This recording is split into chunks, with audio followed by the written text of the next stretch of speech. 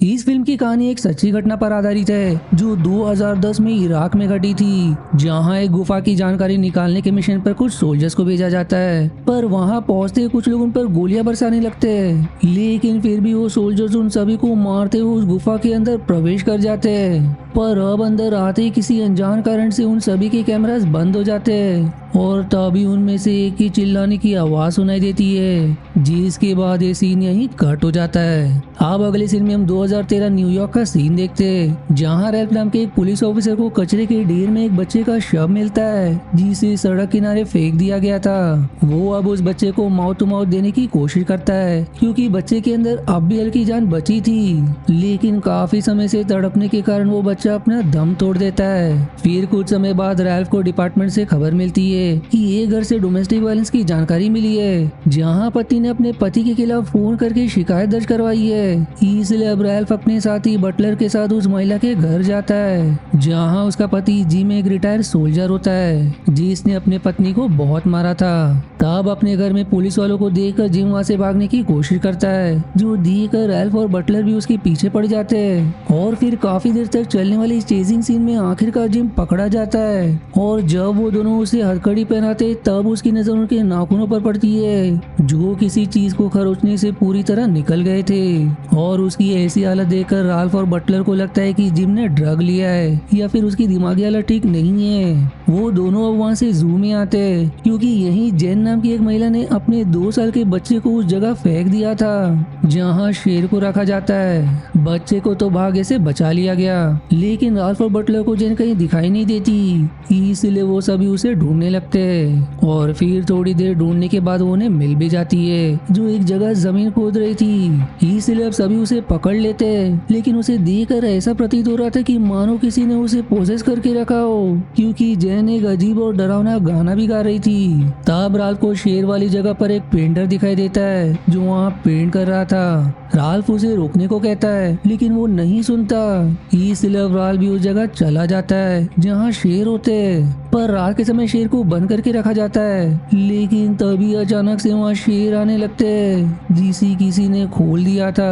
अब ये देखकर राल्फ बुरी तरह घबरा जाता है और जैसे तैसे अपनी जान बचाकर उस जगह से बाहर आता है। इसके बाद अब जेन को मेंटल हेल्थ फैसिलिटी में रखा जाता है, जहाँ मेंडोजा नाम का पादरी आता है, जो जेन की देखभाल करता था।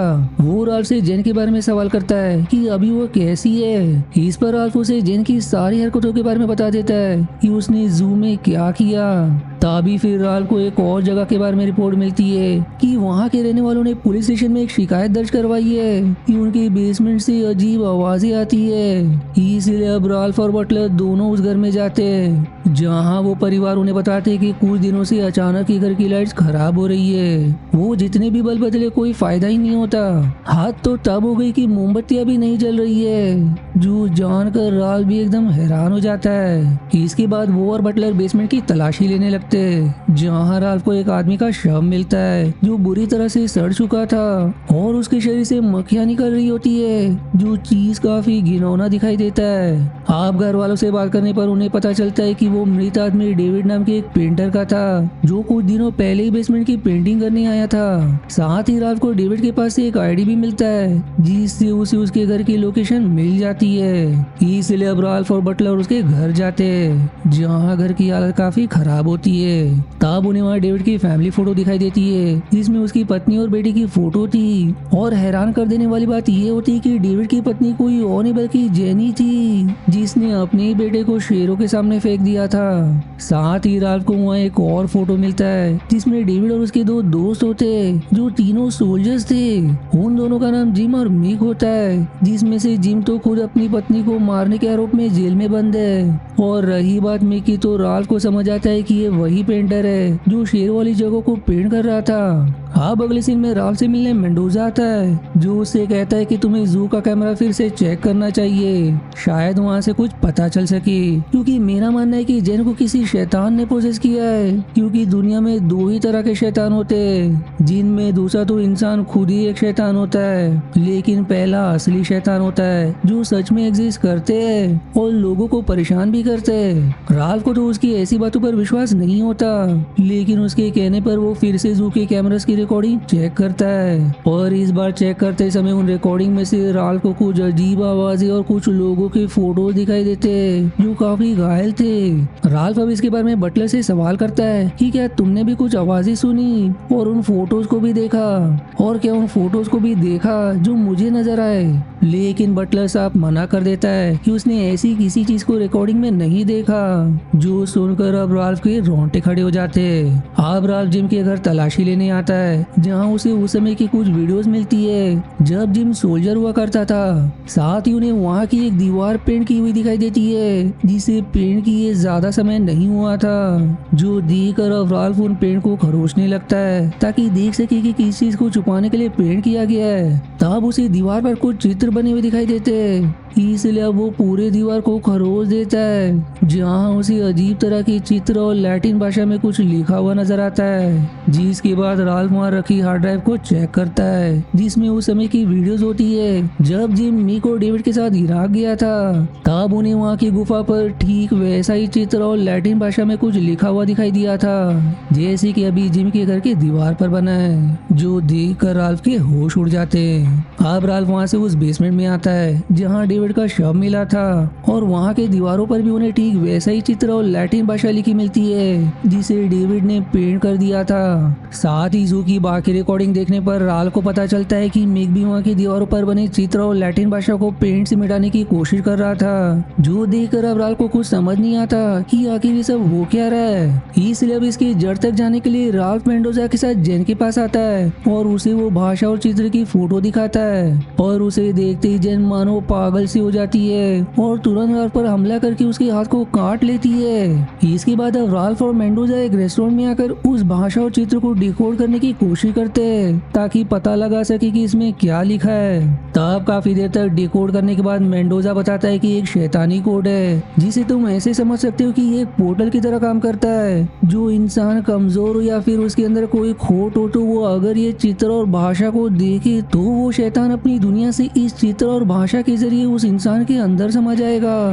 जो जानकर राल्फ हैरान हो जाता है। इससे अब उसे याद आता है कि जू की रिकॉर्डिंग में उसे जेन पहले तो बिल्कुल ठीक दिखाई दे रही थी, लेकिन जैसे उसने उस चित्र को वहाँ की दीवारों पर देखा तो वो पागल सी हो गई, मानो शैतान ने उस पर कब्जा कर लिया हो। जिसके बाद ही उसने अपने बच्चे को शेर वाली जगह पर फेंक दिया जहाँ मिक भी मौजूद था। साथ ही ये सब तब शुरू हुआ जब मिक और बाकी इराक की गुफा में गए थे जहाँ उन्होंने यही चित्र और लैटिन वाली भाषा लिखा हुआ देखा होगा जिससे वो शैतान ने उन्हें पोजेस कर लिया।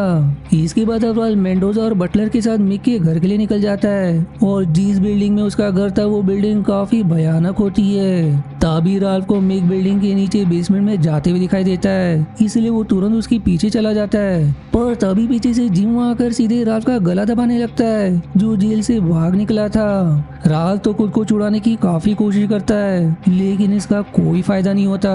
वहीं मिक बटलर के पास आकर उससे लड़ना शुरू कर देता है जहां उन दोनों के बीच काफी लड़ाई होती है, लेकिन एक इंसान कितनी देर तक शैतान से लड़ सकता था। इसलिए फिर मिक बटलर पर भारी पड़कर उसके दिल में कुल्हाड़ी घुसा देता है जिससे बेचारा बटलर वहीं अपना दम तोड़ देता है। इधर राल्फ भी अपनी हिम्मत हारने वाला होता है, लेकिन सही समय पर मेंडोजा वहां कर जिम को क्रॉस दिखाते हुए उसे दूर कर देता है जिससे वो राल्फ को छोड़ देता है। दूसरी तरफ राल्फ के घर में उसकी बेटी अकेले अपने कमरे में होती है और तभी कमरे का दरवाजा अपनी आप ही बंद हो जाता है और फिर उसका एक गुड्डा लुढ़कते हुए उसके पास आ जाता है। साथ ही वहाँ रखा जैक इन द बॉक्स खिलौना भी अपने आप चालू हो जाता है जो देखकर राल्फ की बेटी एकदम घबरा जाती है और जैसे तैसे कमरे के बाहर आती है, लेकिन तभी उसे वहाँ मिक खड़ा दिखाई देता है जिसे देखकर वो चिल्लाने लगती है। इधर राल्फ जैसे उस मेंटल हेल्थ फैसिलिटी से जा रहा होता है कि तभी वो ऊपर से जेन उसकी गाड़ी पर आकर गिरती है जहाँ उसने फैसिलिटी के छत से नीचे कूदकर आत्महत्या कर ली थी।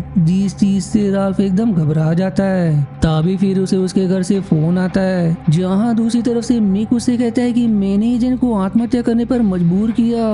जो जानकर राल्फ एकदम डर जाता है कि मिक अभी उसके घर में ही मौजूद है, इसलिए वो तुरंत अपने घर पहुंचता है और मिक पर गन तानकर सवाल करता है कि मेरी पत्नी और बेटी कहाँ है। इस पर मिक के अंदर का शैतान उसे कहता है कि मुझे तुम्हारा शरीर चाहिए, वो मुझे दे दो वरना तुम्हें तुम्हारी पत्नी और बेटी कभी नहीं मिलेंगे।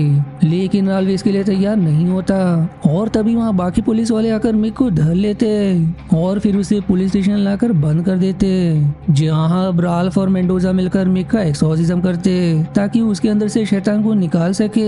और ये एक्सोर्सिज्म बहुत ही ज्यादा भयानक निकलता है जिसे सुनने से ज्यादा देखने में मजा आएगा। और फिर काफी देर तक एक्सोर्सिज्म करने के बाद आखिरकार मेंडोजा मिक के शरीर से शैतान को निकालने में सफल हो जाता है, जिसके बाद वो राल्फ को उसकी पत्नी और बेटी की लोकेशन बता देता है, जहाँ से राल्फ उन दोनों को ढूंढ निकालता है। जिसी मिक्स फीलिंग के साथ ही मूवी यहीं समाप्त हो जाती है। आशा है आपको मेरी एक्सप्लेनेशन पसंद आई। यदि हाँ तो प्लीज वीडियो को लाइक करना और चैनल को सब्सक्राइब करके सपोर्ट करना ना भूलें। मिलते हैं अगले एक्सप्लेनेशन वीडियो में, तब तक के लिए धन्यवाद दोस्तों।